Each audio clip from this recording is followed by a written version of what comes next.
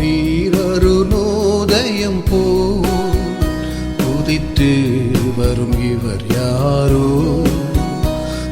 ஆரீரருணோதயம் போல் உதித்து வரும் இவர் யாரோ? முகம் சூரியன் போல் பிரகாசம், சத்தம் பெருவெள்ள இரைச்சல் போல. ಕ್ರಿಸ್ತೇಸುವಿನಲ್ಲಿ ಆತ್ಮೀಯ ಬಂಧುಗಳೇ, ಮುಂಜಾನೆಯ ಈ ಸಮಯದಲ್ಲಿ ನಮ್ಮ ಅನುದಿನದ ಆಹಾರದ ಮುಖಾಂತರವಾಗಿ ದೇವರು ನಮ್ಮೊಡನೆ ಮಾತನಾಡುವಂತೆ ಈ ಒಂದು ವಾಕ್ಯದ ಮುಖಾಂತರವಾಗಿಯೂ ಪ್ರಾರ್ಥನೆ ಮುಖಾಂತರವಾಗಿಯೂ ನಮ್ಮನ್ನೇ ದೇವರ ಬಳಿ ತಗ್ಗಿಸಿಕೊಂಡು ಸಮರ್ಪಿಸಿಕೊಳ್ಳೋಣ. ಮುಂದೆ ಇಂದಿನ ವಾಕ್ಯಕ್ಕೋಸ್ಕರವಾಗಿ ಹೋಗುವಾಗ ಅಪೊಸ್ತಲರ ಕೃತ್ಯಗಳಲ್ಲಿ ಅಧ್ಯಾಯ 1 ವಾಕ್ಯಗಳು 12ರಿಂದ 16 ಓದೋಣ. ದಯವಿಟ್ಟು ಪ್ರಿಯರೇ, ಈ ವಾಕ್ಯದಲ್ಲಿ ನೀವು ಸಹಭಾಗಿಗಳಾಗಿ ಈ ವಾಕ್ಯವನ್ನು ಧ್ಯಾನಿಸಿ ಅದರ ಅರ್ಥಭರಿತವಾದ ಆಶೀರ್ವಾದವನ್ನು ಪಡೆದುಕೊಳ್ಳಂತೆ ನಾವು ನಿಮ್ಮನ್ನು ಕಳಕಳಿಯಿಂದ ನಾವು ಪ್ರಾರ್ಥಿಸುತ್ತೇವೆ. ವಾಕ್ಯವನ್ನು ನಾವು ಧ್ಯಾನಿಸೋಣ. ಅಪೊಸ್ತಲರ ಕೃತ್ಯಗಳು ಅಧ್ಯಾಯ 1 ವಾಕ್ಯ 12ರಿಂದ 16. ಆಗ ಅವರು ಎಣ್ಣೆ ಮರಗಳ ತೋಪು ಎನಿಸಿಕೊಳ್ಳುವ ಗುಡ್ಡದಿಂದ ಯೆರೂಸಲೇಮಿಗೆ ಹಿಂತಿರುಗಿ ಬಂದರು.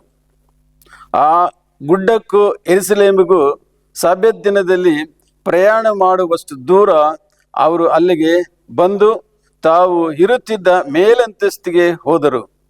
ಯಾರ್ಯಾರೆಂದರೆ ಪೇತ್ರ, ಯೋಹಾನ, ಯಾಕೋಬ, ಅಂದ್ರೆಯ, ಫಿಲಿಪ, ತೋಮ, ಬರ್ತಲೋಮಿಯ, ಮತ್ತಾಯ, ಅಲ್ಫಾಯನ ಯಾಕೋಬ, ಮತಾಭಿಮಾನಿ ಎನಿಸಿಕೊಂಡ ಸೀಮೋನ, ಯಾಕೋಬನ ಯೂದ, ಇವರೆಲ್ಲರೂ ಏಕ ಮನಸ್ಸಾಗಿ ದೇವರ ಪ್ರಾರ್ಥನೆಯಲ್ಲಿ ನಿರಂತರಾಗಿದ್ದರು.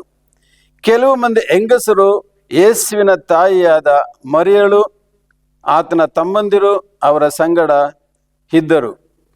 ಆ ದಿವಸಗಳಲ್ಲಿ ಸುಮಾರು 120 ಮಂದಿ ಸಹೋದರರು ಕೂಡಿ ಬಂದಿರಲಾಗಿ ಪೇತ್ರನು ಅವರ ಮಧ್ಯದಲ್ಲಿ ಎದ್ದು ನಿಂತು ಹೀಗಂದನು, ಸಹೋದರರೇ, ಯೇಸುವಿನ ಹಿಡಿದುಕೊಡುವವರೆಗೂ ದಾರಿ ತೋರಿಸಿದ ಯೂದನ ವಿಷಯದಲ್ಲಿ ಪವಿತ್ರಾತ್ಮರ ದಾವೀದನ ಬಾಯಿಂದ ಮೊದಲೇ ಹೇಳಿದ ಶಾಸ್ತ್ರದ ವಚನವು ನೆರವೇರುವುದು ಅವಶ್ಯವಾಗಿತ್ತು.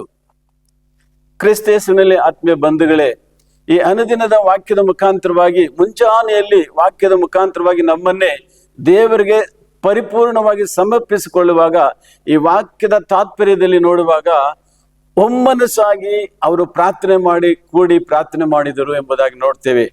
ನಮ್ಮ ಜೀವನದಲ್ಲಿಯೂ, ನಮ್ಮ ಕುಟುಂಬ ಜೀವನದಲ್ಲಿಯೂ, ನಮ್ಮ ವೈಯಕ್ತಿಕ ಜೀವನದಲ್ಲಿಯೂ ಪ್ರಾರ್ಥನೆ ಎಂಬುದು ಮುಖ್ಯಾಂಶವಾಗಿದೆ. ಪ್ರಾರ್ಥನೆ ಮುಖಾಂತರವಾಗಿಯೇ ನಮ್ಮ ದೇವರ ಐಕ್ಯತೆಯು, ದೇವರ ಒಂದು ವರಪ್ರಸಾದವನ್ನು ಪಡೆದು ನಮ್ಮ ಜೀವನವನ್ನು ಸಾಗಿಸಬೇಕಾಗಿದೆ. ಅದರ ನಿಮಿತ್ತವಾಗಿ ಈ ಮುಂಜಾನೆಯ ಸಮಯದಲ್ಲಿ ವಾಕ್ಯವನ್ನು ಧ್ಯಾನಿಸೋದು ಮಾತ್ರವಲ್ಲದೆ ಪ್ರಾರ್ಥನೆಯಲ್ಲಿ ಸಮರ್ಪಿಸಿಕೊಳ್ಳುವಾಗ ಇಂದಿನ ಅವಶ್ಯಕತೆಗಳು ಮುಂಚಿತವಾಗಿ ದೇವರು ಅರಿತವರಾಗಿದ್ದಾರೆ. ಅದರ ಒಮ್ಮನಸ್ಸುಳ್ಳಾಗಿ ಪ್ರಾರ್ಥನೆ ಮಾಡುವಾಗ, ದೇವರಲ್ಲಿ ನಮ್ಮನ್ನು ಸಮರ್ಪಿಸಿಕೊಳ್ಳುವಾಗ ನಮ್ಮ ದಿನನಿತ್ಯದ ಆಶೀರ್ವಾದವನ್ನು ಅನುಗ್ರಹಿಸುವರಾಗಿರೋ ನಿಮಿತ್ತವಾಗಿ ತಂದೆಯಾದ ದೇವರೇ, ಈ ವಾಕ್ಯದಲ್ಲಿ ಭಾಗವಹಿಸುವ ಒಬ್ಬೊಬ್ಬರನ್ನು ಹೆಸರಾಗಿ ಅವರ ದಿನನಿತ್ಯದ ಅವಶ್ಯಕತೆಗಳಿಗೆ ನಿಮ್ಮಿಂದ ಎಲ್ಲವೂ ಸಾಧ್ಯ ಎಂಬುದಾಗಿ ನಂಬುವಾಗ, ಅಪ್ಪ ನಿಮ್ಮನ್ನೇ ನಂಬುವಾಗ, ನಿಮ್ಮನ್ನೇ ಎದುರು ನೋಡುವಾಗ ನಿಮ್ಮಿಂದ ಮಾತ್ರವೇ ಆಶೀರ್ವಾದ ಎಂಬುದಾಗಿ ನಾವು ನಂಬಿಕೆ ಇಡುವಾಗ ನಂಬಿದವರನ್ನು ಆಶೀರ್ವಾದ ಮಾಡುವರಾಗಿದ್ದೀರಾ. ಒಮ್ಮನಸ್ಸಿನಿಂದ ಪ್ರಾರ್ಥನೆ ಮಾಡುವವರನ್ನು ನೀವು ಆಶೀರ್ವಾದ ಮಾಡುವರಾಗಿದ್ದೀರಾ. ಒಮ್ಮನಸ್ಸಿನಿಂದ ಪ್ರಾರ್ಥನೆ ಮಾಡುವವರನ್ನು ನಿಮ್ಮ ಐಕ್ಯದಲ್ಲಿ, ನಿಮ್ಮ ಸಹವಾಸದಲ್ಲಿ ನಿಮ್ಮೊಡನೆ ಕೂಡಿ ನಿಮ್ಮ ಆಶೀರ್ವಾದವನ್ನು ಪಡೆದುಕೊಳ್ಳುವ ಅರ್ಹತೆಯನ್ನು ಪಡೆದುಕೊಳ್ಳುವ ವರಪ್ರಸಾದವನ್ನು ಅನುಗ್ರಹಿಸುವುದಕ್ಕಾಗಿ ನಿಮಗೆ ಸ್ತೋತ್ರವಾಗಲಿ. ಇಂದು ಅರ್ಪಿಸಿಕೊಂಡ ಪ್ರತಿಯೊಬ್ಬ ಕುಟುಂಬಗಳನ್ನು, ಅವರ ಅವಶ್ಯಕತೆಗಳನ್ನು, ಅವರು ನಿರೀಕ್ಷಿಸುವ ಆಶೀರ್ವಾದವನ್ನು ಅನುಗ್ರಹಿಸಿ ನಿಮ್ಮ ನಾಮ ಒಂದೇ ಮಹಿಮೆ ಹೊಂದತಕ್ಕದಾಗಿ ಜೀವಂತನಾದ ಯೇಸು ಕ್ರಿಸ್ತರ ಪವಿತ್ರ ನಾಮದಲ್ಲಿ ಬೇಡಿ ಆಶೀರ್ವಾದವನ್ನು ಹೊಂದುತ್ತೇವೆ. ಜೀವವುಳ್ಳ ಒಳ್ಳೆಯ ತಂದೆಯೇ.